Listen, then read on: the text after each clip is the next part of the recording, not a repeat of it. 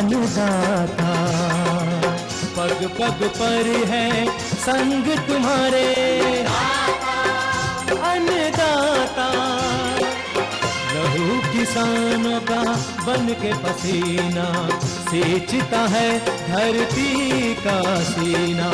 मेहनत का तेरी हक दिलवाने, नई तकनीक नई खोज बताने।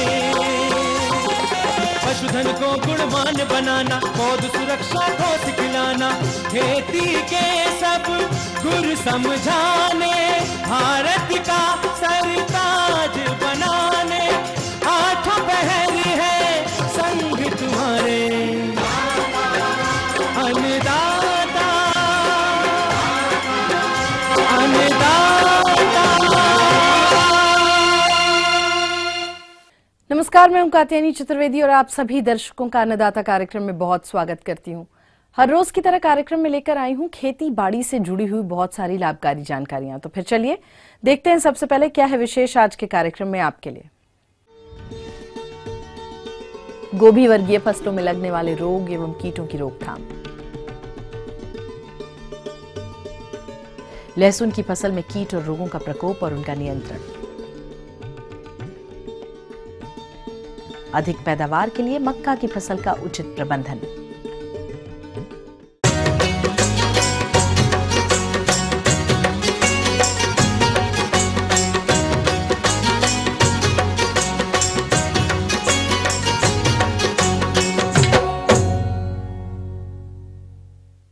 प्रदेश में हमारे जिन भी किसानों ने गोभी वर्ग की पिछेती किस्में अपने खेतों में लगाई होगी, उनकी फसलें बढ़वार की विभिन्न अवस्थाओं में होंगी और वर्तमान में मौसम में बदलाव के कारण उनकी फसलों पर कुछ कीटों और रोगों का प्रकोप भी हो रहा है, जिसके कारण किसानों को अपनी फसल से नुकसान भी हो रहा है। इसलिए फसल को इन कीटों और रोगों से कैसे बचाएं, आइए जानते हैं चंबा के कृषि वैज्ञानिक डॉक्टर संदीप कंसल से। हिमाचल प्रदेश में किसान बेमौसम में गोभी वर्गीय सब्जियों की खेती करके काफी मुनाफा कमाते हैं, परंतु मौसम के उतार चढ़ाव के कारण इन फसलों में विभिन्न प्रकार के कीट एवं रोग आदि लग जाते हैं। मैंने जो है गोभी की फसल यहाँ लगा रखी है, कम से कम 2 बीघे में लगा रखी है। उसमें जो है मेरे जो है काफ़ी बीमारियाँ उस गोभी में पड़ रही है। जैसे सुंडी है, कहीं पे कुछ है, कहीं कुछ है, कहीं पत्ते इकट्ठे हो रहे हैं, कहीं पीले हो रहे हैं। तो मेरे को जो है इससे कुछ अपनी फसल को बचाने के लिए कुछ ऐसी दवाइयाँ बताई जाए जो मैं अपनी इनकम बढ़ा सकूं और इस बीमारी से निजात पा सकूं। इन रोग एवं कीटों के नियंत्रण के बारे में जानकारी देते हुए डॉक्टर संदीप कंसल ने काला सड़न रोग के बारे में जानकारी देते हुए बताया कि ये जीवाणु जनित रोग है। इसके अलावा डाउनी मिल्ड्यू एक बीमारी है जो छोटी पौध पे भी मार करती है और बड़ी पौध पर भी मार करती है। इसका जो नुकसान है काफ़ी देखा गया है। जहाँ तक मैं बात करता हूँ, खास तरह के लक्षण होते हैं जिसमें ये पत्तों के किनारे से बी शेप के एंगल बनाता हुआ बी शेप की पीलापन छोड़ता है। क्लोरोटिक स्पॉट्स जिसको हम बोलते हैं, पीले पीले धब्बे पड़ते हैं पीले, और बाद ये मुख्य पत्ते की शिराओं की तरफ फैलते हुए तने की तरफ और फल की तरफ उसको सड़ाना शुरू कर देता है। और जब हम पत्ते को ध्यान से देखें तो मुख्य जो शिराएं हैं या बेन्स है लीफ की, वो काली हो जाती हैं। तो इस रोग के लिए जैसे ही लक्षण देखते हैं, कॉपर ऑक्सीक्लोराइड का 45 ग्राम प्रति 15 लीटर में हम स्प्रे कर सकते हैं। उसका 7 से 10 दिन के जब गर्म आर्द्र मौसम चला हो, जैसे ही बीमारी दिखे तो उसका हम 7 से 10 दिन के अंतराल पे स्प्रे कर। इसी तरह एक दवाई आती है बोर्डेक्स विषय, जिसको हम नीला थूथा चूना और पानी का घोल बनाते हैं, जिसको 4-4-50 4-4 अनुपात 50 में पानी भाग हम रखते हैं। तो ये दवाई भी बड़ी सक्षम है। गोभी के जितने भी वर्गीय फसलें हैं उनमें ये अगर हम बोर्डेक्स मिक्स या कॉपर के स्प्रे करें तो हम कई रोगों का निदान कर लेते हैं। इसी तरह एक मुख्य बीमारी जो छोटी पौधे में देखी गई है उसको हम वायर स्टेम कहते हैं, जो कि जैसे कि भी जो पौध है उसकी जो नया पौधा है, जैसे रोपाई के बाद उसकी जो जड़ और तना जो है तार की तरह हो जाता है। इसीलिए इस रोग को वायर स्टेम कहते हैं। छोटी पौध पे इसके मार करता है। इसको से बचने के लिए हमें फसल चक्कर, अगर ये रोग बहुत ज़्यादा आ रहा है तो फसल चक्कर एक अच्छी ऑप्शंस है जिस कारण हम इसको रोग से बच सकते हैं। दूसरा ये इसमें जो है इस रोग से बचने के लिए ट्राइकोडर्मा का हम जैसे 1 किलोग्राम 50 किलो गोबर खाद में मिलाकर उसको जैसे हम रुपाई करते हैं उससे पहले ही हम उन खोड़ों में पहले इस दवाई को हम डाल दें तो उससे भी हम बचा सकते हैं। इसके अलावा जो इसमें रोग आता है मेन वो है तना सड़न रोग। इसका जो फफूंद है एक खास तरह के बीजाणु बनाता है, जैसे कोयले के छोटे छोटे पीस या चूहे की मिंगने होती हैं उसके तरह के बीजाणु ये रोग बनाता है, जिसके ये रोग इतना खतरनाक है। जो बीजाणु है वो कई कई सालों तक ज़मीन में पड़े रहते हैं और वो दोबारा पौधे पे आक्रमण करते रहते हैं। बीमारी के बीजाणु जो है नीचे पत्तों के वह कलर जो उसका टहनी के संपर्क में आने के कारण पत्ते पे अपना आक्रमण करता है और पत्ते की जो हरापन है जो उसका ग्रीन शीन है वो खत्म हो जाती है और पत्ते पीले होने पड़ जाते हैं और जो काला दाग है पत्तों के नीचे जो डंडी है उससे फैलकर मेन तने में फैल जाता है। तो ये बहुत जरूरी है कि जैसे भी हम गोभी में मिट्टी चढ़ाते हैं, जब हम निराई गुड़ाई करते हैं बेबिस्टीन के साथ इंडोफिल M35 मतलब कार्बोनेटेड जो बेबिस्टीन है वो 5 ग्राम और जो इंडोफिल है वो कोई 20 ग्राम हम दोनों को मिला के 10 लीटर पानी के घोल में मिला के उसका हम पौधों में सिंचाई करते हैं। किसान भाइयों, इन बीमारियों के अलावा डाउनी मिल्ड्यू बीमारी है जो कि ऊपर से पत्ते पीले हो जाते हैं और नीचे से बैंगनी भूरी रंग की कवक जो है पत्तों के नीचे आ जाती है, जिसके बाद पत्ते पीले होकर झड़ना भी शुरू हो जाते हैं। इसके अलावा ये रोग तने पे भी फफोले जैसे लीजन्स बनाता है। इस रोग के बचाव के लिए हमें इंडोफिल M45 का छिड़काव ठीक रहता है।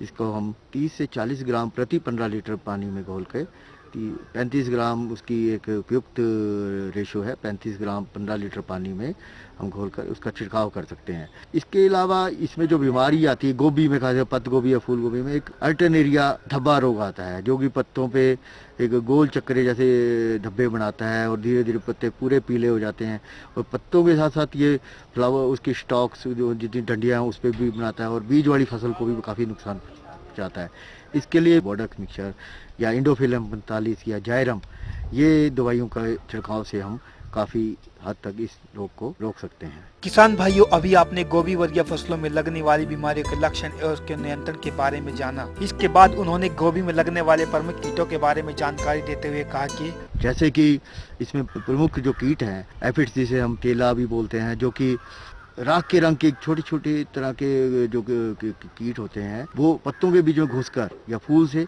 रस चूसकर पौधे को बहुत बुरी तरह से ग्रस्त कर देते हैं।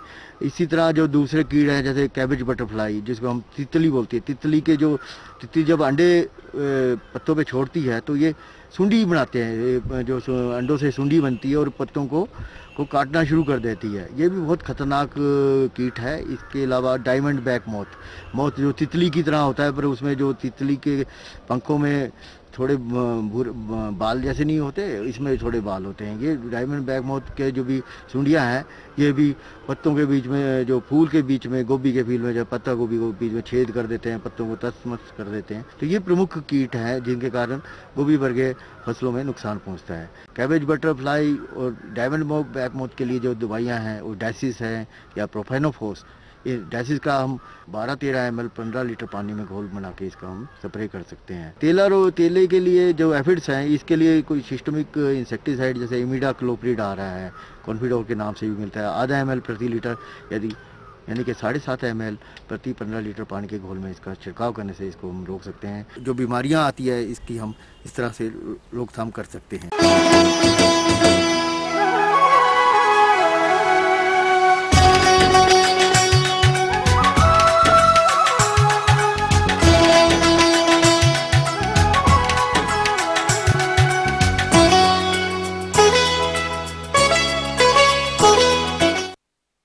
हमारे जो भी किसान भाई नवंबर में लहसुन की बुआई कर चुके हैं वो फसल इस समय बढ़वार ले रही है, लेकिन इस फसल में आगे चलकर कुछ कीट और बीमारियों का प्रकोप हो सकता है। इसलिए जरूरी है कि इन हानिकारक कीटों और बीमारियों का समय रहते नियंत्रण किया जाए। तो कैसे करेंगे आप इन रोगों का नियंत्रण और कीटों का नियंत्रण? इसकी जानकारी के लिए मिलते हैं कृषि वैज्ञानिक से। लहसुन की फसल में जो मुख्य से रोग आते हैं, मैं उसके ऊपर थोड़ा सा प्रकाश डालना चाहता हूँ। इस समय जो आपके लहसुन फसल में जो रोग आते हैं, वो एक आता है पर्पल ब्लॉच, बैंगनी रंग का धब्बा। जब आपकी पत्तियां होती हैं, पत्तियों पे थोड़ा सा एक ब्राउन कलर का स्पॉट पड़ता है, धीरे धीरे वो आँख की तरह बढ़ता चला जाता है, जिससे कि पत्तियां पूरी डैमेज हो जाती हैं और उसमें फोटोसिंथेसिस क्रिया कम होती है और ये बड़ा तेजी से रोग फैलता है, जिससे पीलापन पहले बढ़ता है, फिर उसके बाद पूरी फसल। एक इसमें रोग आता है झुलसा रोग, वो भी लाइट की तरह है, तो उसका भी जैसे पत्तियां पीली पड़ना और उनके धब्बे पड़ते होंगे, जिसकी वजह से फोटोसिंथेसिस क्रिया उससे भी प्रभावित होती है। इसलिए झुलसा जो भी ब्लाइट होता है, उससे भी आप जो दवाएं रासायनिक हैं उनसे उपचार कर सकते हैं। तीसरा आपका आता है इसमें तना गलन रोग हो जाता है। जब चौपाई करते हैं तो डैम्पिंग एम्पिंग हो जाती है, उसके अभी उपाय करना बहुत जरूरी है, जिससे आपकी आगे की जो फसल है उससे प्रभावित ना हो। फिर इसमें दो सबसे ज्यादा मुख्य कीट आता है, वो थ्रिप्स होता है। थ्रिप्स जब आता है, जो आपकी जो कोपिल्स होती है, जो बीच वाला भाग होता है, उसमें छोटे छोटे से सफेद रंग के अंडे होंगे। आप उनको लेंस से या किसी से देखेंगे और पत्तियां उखाड़ेंगे तो छोटे छोटे से आपको महिंस मच्छर टाइप के दिखाई देंगे, ये थ्रिप्स है। और जैसे ये एडल्ट होता है तो ये पूरे आपकी फसल को बर्बाद कर देता है, क्योंकि फिर जगह जगह वो बीच में जो भाग होता है, पोपल होता है, जो आप बीच वाला भाग सेंटर होता है, उसमें अंडे दे देती है, तो जिससे वो पूरे आपके लीफ के चारों तरफ कवर हो जाता है और उसका रस चूसना प्रारंभ कर देता है। और रस जब चूस लेता है तो पत्तियों में फोटोसिंथेसिस क्रिया नहीं होती है, कंद में जो भोजन जाना चाहिए था वो कंद में भोजन नहीं जाता है, और वो आपका जो फसल का उत्पादन होता है और वजन होता है वो कम हो जाता है। तो थ्रिप्स के लिए भी आपको जो थ्रिप्स के लिए जो रासायनिक के साथ साथ कुछ जैविक उपाय बताए जाएंगे, आप उसको ध्यान रखिए और उनको आप करिए, और उससे आपको फसल अच्छा उत्पादन मिलेगा।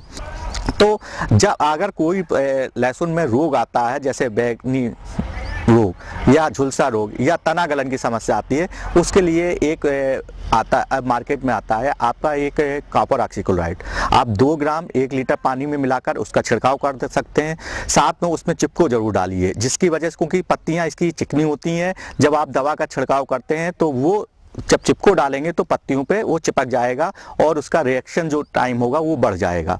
या विभिन्न प्रकार के जो कंपनियां हैं वो आजकल एक प्रोडक्ट बना रही है, कार्बाबेंडाजिम और मैनकोजेब का, तो आप उसको प्रोडक्ट ले सकते हैं, जिसमें कार्बाबेंडाजिम 18% और मैनकोजेब 63% का आता है। आप उसका 2 ग्राम 1 लीटर पानी में लेके आप उसका छिड़काव कर सकते हैं। तो इस प्रकार से आपके रोग जो भी होगा वो आपका तुरंत कंट्रोल हो जाएगा। अगर इसमें आप थ्रिप्स की प्रॉब्लम होती है तो थ्रिप्स के लिए एक ब्लू कलर का मैजिक स्टिकी टेप आता है।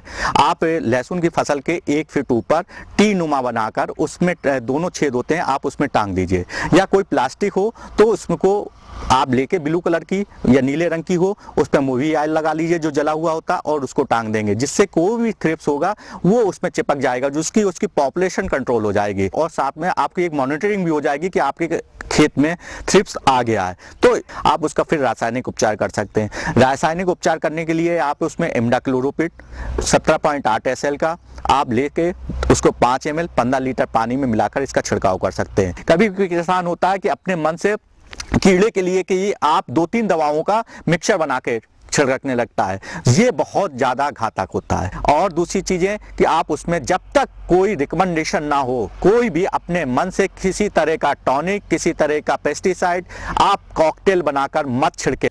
जी हाँ, तो ये थी कुछ उपयोगी जानकारियां। यहाँ पर एक बहुत छोटे से ब्रेक के लिए रुकेंगे, जल्द लौटेंगे।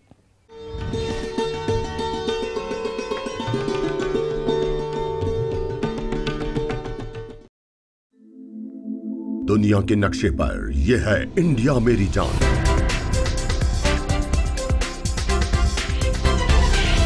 भारत थोड़ा अलग है।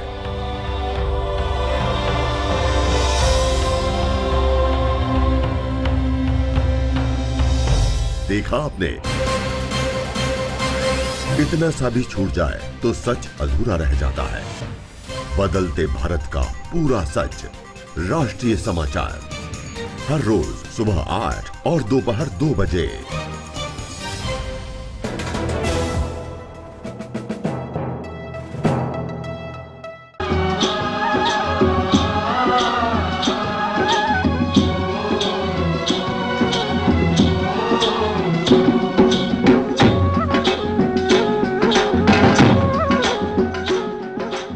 ब्रेक के बाद आपका एक बार फिर से बहुत स्वागत है अन्नदाता कार्यक्रम में। बढ़ते हैं अपनी अगली प्रस्तुति की ओर।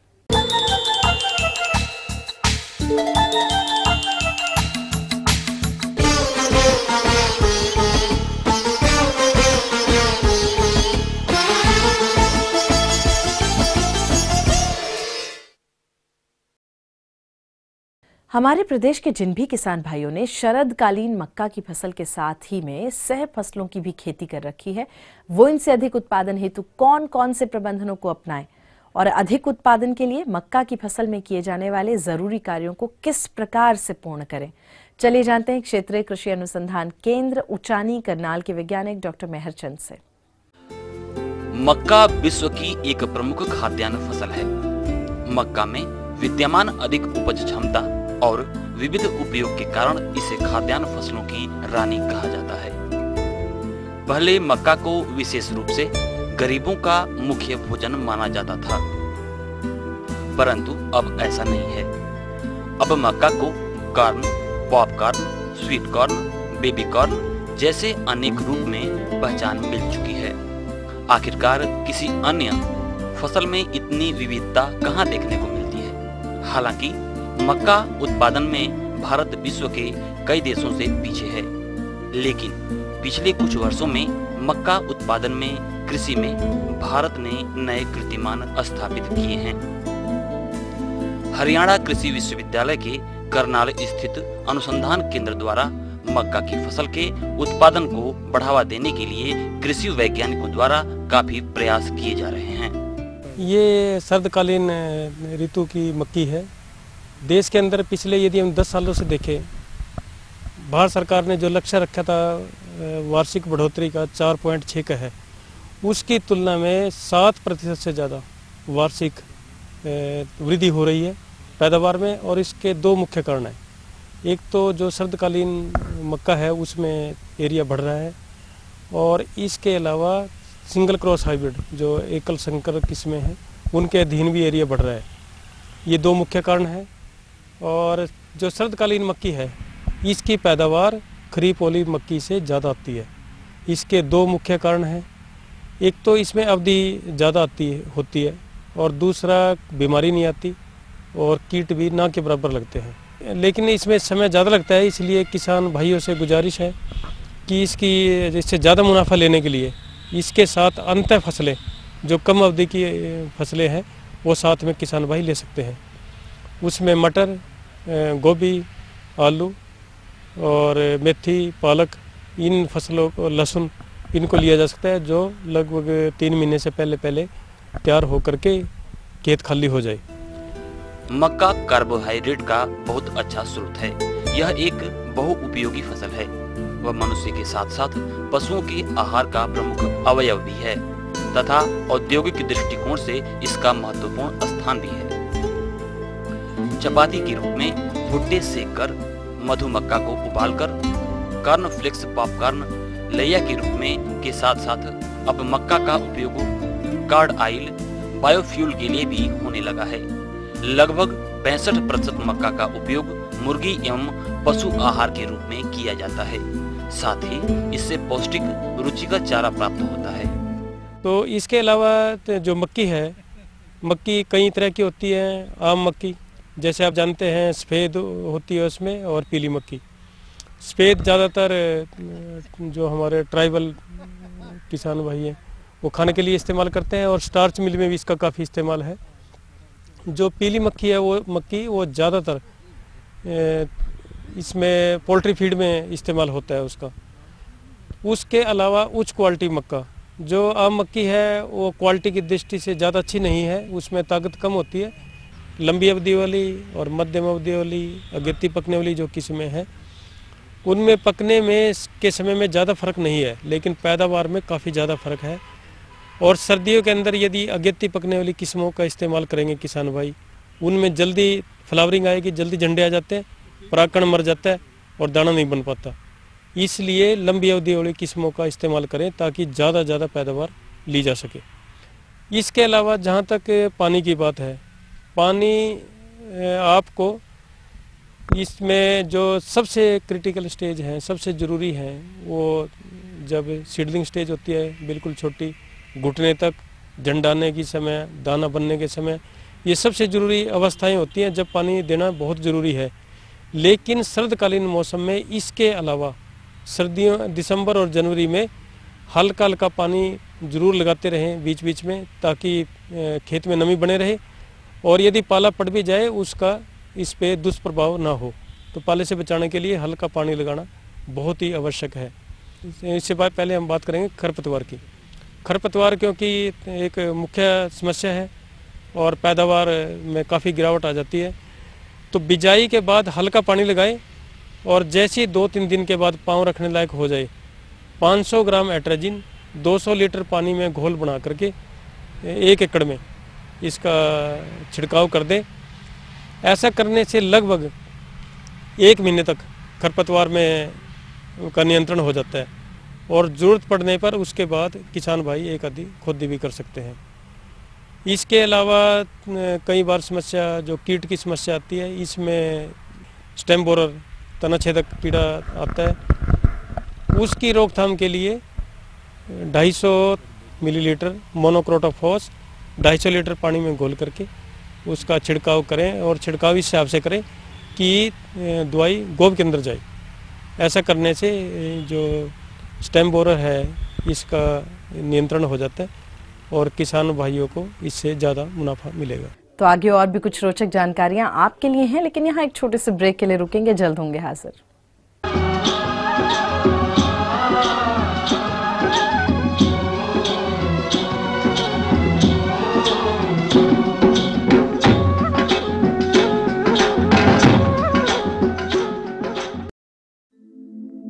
दुनिया के नक्शे पर यह है इंडिया मेरी जान।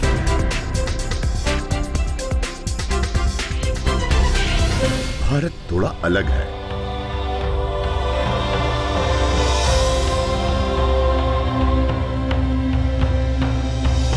देखा आपने, इतना सा भी छूट जाए तो सच अधूरा रह जाता है। बदलते भारत का पूरा सच, राष्ट्रीय समाचार, हर रोज सुबह 8 और दोपहर 2 बजे।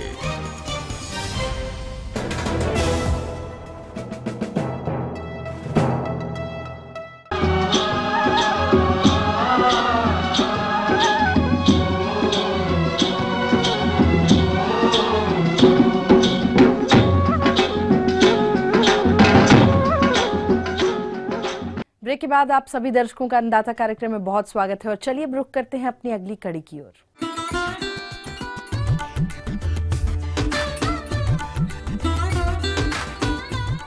अन्नदाता हेल्पलाइन निशुल्क फोन संपर्क सेवा के माध्यम से आपके द्वारा पूछी गई समस्याओं में से 1 या 2 महत्वपूर्ण समस्याओं को हम अपने कार्यक्रम में जरूर शामिल करते हैं और इसी के तहत आज की चयनित समस्या और उसका जवाब इस प्रकार है।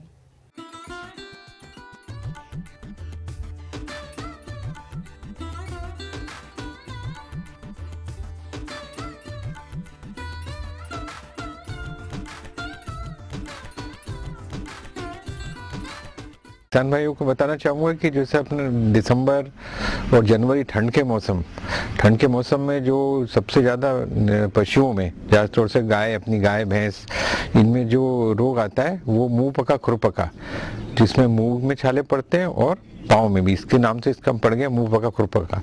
ये जो रोग है बड़े घातक रोग है और ये विषाणु से होता है। विषाणु मतलब वायरस से। लक्षण इसके ये रहते हैं कि पहले तो हल्का सा बुखार आता है, फिर 2-3 बार थोड़ी लार टपकने लगती है, जानवर सुस्त हो जाता है, खाता पीता नहीं है, तो किसान समझ जाता है कि मुंह से लार खा पी नहीं रहा है। फिर अगर वो लार टपकने लगेगी तो गाड़ी लार उसके चारे में गिर जाती है। फिर वो 3 दिन के बाद आप देखोगे कि उसके जबान पे, मसूड़ों के अंदर पूरे छाले पड़ जाते हैं और वो छाले बड़े हो जाते हैं। इसी तरह छाले पड़ते पड़ते यहाँ पड़ते हैं और दोनों खुरों के पाँव के बीच में वहाँ भी छाले आ जाते हैं। तो इसमें खाने पीने से तो वो पशु बिल्कुल खा ही नहीं पाता, बेकार हो जाता है, खाना पीना बंद हो जाता है। तो इसके कारण एकदम दूध में विपरीत प्रभाव पड़ता है उसका और एकदम दूध उनका कम हो जाता है और जो चलने वाले पशु हैं वो बैल चलने लायक नहीं रहते। और कई बार तो इनके लक्षण थन के ऊपर पड़ जाते हैं। जो दूध निकालते हैं, थनों में दूध निकालना मुश्किल हो जाता है, ब्लड आने लगता है, उससे जहरबाद भी होने की संभावना रहती है। खुरपका मुंहपका बीमारी वायरस के द्वारा फैलने वाली बीमारी है। तो यह रोग पशुओं में आए ही नहीं, इसके लिए हमारे पशुपालक भाइयों को कुछ सावधानियों को ध्यान में रखना जरूरी है। उसमें विशेष ध्यान ये है कि जो इसका लार्वा गिरता है थूक, वो अगर अपन उसको दूसरे पानी पी लेगा या कोई आदमी जो उसके यहाँ काम करके दूसरे चला जाता है तो एकदम फैलता है। इसके बचाव के लिए सबसे पहली चीज ये है कि तो जो इसका टीकाकरण है उसको कहते हैं FMD टीका। इसका जो टीकाकरण का ये है कि जैसे अपने पशु होता है, पैदा हुआ छोटा पशु, तो उसको पहले तो 4 महीने के उसमें लगता है, तो उसको अपन एक लगाएंगे, 1 महीने बाद उसका फिर अपन बूस्टर लगाते हैं, फिर हर 6-6 महीने में लगाए जाते हैं। ऐसे जो वयस्क पशु है उसको भी हर 6 महीने में लगाया जाएगा। गाभन पशु में थोड़ा ध्यान रखना पड़ता है, जो एडवांस गाभन वाले हैं, क्योंकि टीका लगाने से गिरने गिराने का डर रहता है, पर जब वो जन जाए तो उस समय उसको टीकाकरण कर देना चाहिए। तो ये तो इसका टीका का बचाव करा, परंतु अगर अपन इसमें ध्यान रखें, अगर एक गांव में कोई पशु को आता है तो उसको अपना पशु को एकदम अपने दूसरे पशुओं से के अलग बांध देना चाहिए। खाने पीने का कचरा जो उसके मुंह से निकला हुआ बचा हुआ चारा आरा, ये सब चीज़ों को लेकर जला देना चाहिए। और इसमें देखा गया है कि जो अपना ये होता है ना सोडा, तो सोडे का अगर सॉल्यूशन बना लिया जाए तो उसमें भी हम लोग करते हैं, आधा किलो सोडा 40 किलो पानी में मिला देंगे, तो वो सोडे का जो घोल होता है उससे क्या होता है कि ये वायरस मर जाता है। तो उसको सोडे का घोल से पूरा शेड को धो देना चाहिए। और जो पशु अपने गांव से बाहर जाते हैं और अंदर आते हैं तो एक जगह ऐसी बना देना चाहिए जहाँ पे वो पाँव उनके भीगे हो तो सॉल्यूशन के अंदर से निकल के आए, तो उसमें कॉपर सल्फेट का सॉल्यूशन रहता है, उसमें भिगो के आएंगे। और जिन पशुओं में खुरपका मुहपका रोग आ गया है तो वह पहले तो ग्रसित पशु को पशुशाला में अन्य पशुओं से अलग कर दें तथा इनके आहार के किसी भी बर्तन का इस्तेमाल अन्य स्वस्थ पशुओं के लिए नहीं करें। और उसके उपरांत आप नजदीकी पशु चिकित्सक से परामर्श कर इस बीमारी से ग्रसित पशु का इलाज कराएं। जहाँ तक अब इसका इलाज का सवाल है, अगर ये भयंकर रोग आ गया, वैक्सीनेशन आपने नहीं करी, तो उसमें पशु चिकित्सक से कंसल्ट करके इसको इंजेक्शन लगेंगे जिससे कि बैक्टीरियल इन्फेक्शन नहीं हो इनको। दूसरा, लाल दवा आती है पोटेशियम परमैंगनेट, उससे अच्छी तरह मुंह साफ करके और उसके अंदर ग्लिसरीन और सल्फर जो टैबलेट आती है उसको मिला के मुँह में लगाना पड़ता है, और साथ में इंजेक्शन और विटामिन। और दूसरा, जो पाँव में खुर के अंदर घाव, तो उसमें क्या रहता है कि मक्खी बैठती है, शेड साफ नहीं रहते तो मक्खी उसमें अंडे दे देती है, तो उसके अंदर बहुत सारे कीड़े पड़ जाते हैं। तो बहुत जरूरी है कि पहले वो कीड़ों को निकालें, तारपीन का तेल डाल के कीड़े निकाल दिए जाते हैं, उसके बाद घाव को साफ करके उसमें हीमैक्स और एंटी रिपेलेंट वाला लगा के पट्टी बांध दी जाती है। ऐसे 4-5 बार ड्रेसिंग करने से फिर वो घाव ठीक होता है जाके।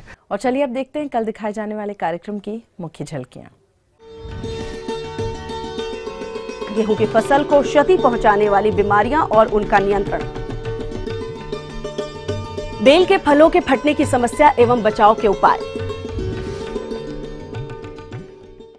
हम ये उम्मीद करते हैं कि आज का कार्यक्रम आप सभी दर्शकों के लिए बेहद उपयोगी रहा होगा। किसान भाई और अन्नदाता आपकी सेवा के लिए संकल्परत है और इसी लिए कृषि संबंधित समस्या एवं सुझावों के लिए आप हमें इस पते पर संपर्क भी कर सकते हैं। प्रोड्यूसर अन्नदाता, ETV Haryana Himachal Pradesh, Ramoji film city Hyderabad 501512, और हमारा ईमेल एड्रेस है annadaata.hr.hp@etv.co.in। और इसके अतिरिक्त आप हमें निःशुल्क हेल्पलाइन नंबर 1800108599 पर सोमवार से शनिवार सुबह 10 बजे से शाम 4 बजे के बीच में कभी भी संपर्क कर सकते हैं। फिलहाल अन्नदाता की पूरी टीम को दीजिए इजाजत। कल फिर इसी समय आपसे होगी मुलाकात कृषि संबंधित कुछ और रोचक महत्वपूर्ण जानकारियों के साथ। तब तक के लिए नमस्कार।